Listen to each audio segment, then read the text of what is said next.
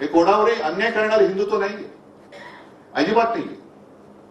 यांचं जे काय चालतं मोदींचं, निवडणुकीपर्यंत सबका साथ आणि निवडणूक जिंकल्यानंतर मित्राचा विकास, हे आमचं हिंदुत्व नाहीये. आज या कठीण काळामध्ये म्हणजे यांनी एवढा नालायकपणा केलेला आहे की ज्या शिवसेनेने तुम्हाला कठीण काळामध्ये साथ दिली, सोबत दिली, संगत दिली, काय तेव्हा सत्ता काय हो, आपले महापालिका निवडून येणं, एखाद दुसरा आमदार येणं, खासदार एक दोन निवडून आले म्हणजे स्वप्नवरच वाटत होतं. राज्यामध्ये आपले आमदार निवडून आले, मुख्यमंत्री झाले, पंतप्रधान तर खूप अवघड किंवा अशक्यप्राय गोष्ट होती. मग वाजपेयी पहिले पंतप्रधान झाले, 13 दिवसाची काय होईना पण पंतप्रधान झाले. तेवढं अप्रूप वाटलं होतं की जणू काय आता स्वर्ग दोन बोट काय जणू काय स्वर्गातच आलो, असे ते सगळं वातावरण होतं. एकूण शिवसेना आणि भारतीय जनता पक्षाच्या आयुष्यामध्ये युतीच्या काळात सत्ता किती काळ आमच्याकडे होती. कठीण काळामध्ये आम्ही त्यांना साथ दिली होती. हे तिकडे माडीवरती चढले आणि आम्हाला लाथा घालायला लागले.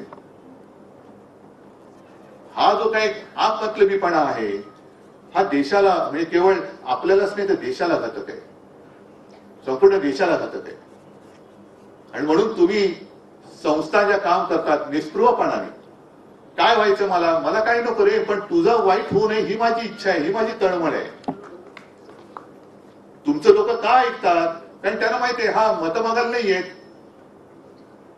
हा माझं मत बनवायला येतो. मत बनवणं आणि मत मागणं ह्याच्यामध्ये फरक आहे. तुम्ही मत बनवणारी लोक आहात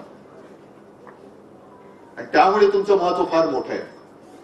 जिथे आम्ही पोहोचू शकत नाही, ठीक आहे ना, असं धरून चला की जाहीर सभा आहे, त्या तर मला रोज मी लहानपणापासून बघतच आलेलो. पण तुम्ही जे काम करता ते घरोघरी जाऊन करता, म्हणून लोक तुम्हाला कदाचित राजकारण्यांना ते दार उघडत नसतील पण तुम्हाला दार उघडतात आणि आपुलकीने तुम्ही त्यांची विचारपूस करता, म्हणून तुमचं फार महत्व आहे.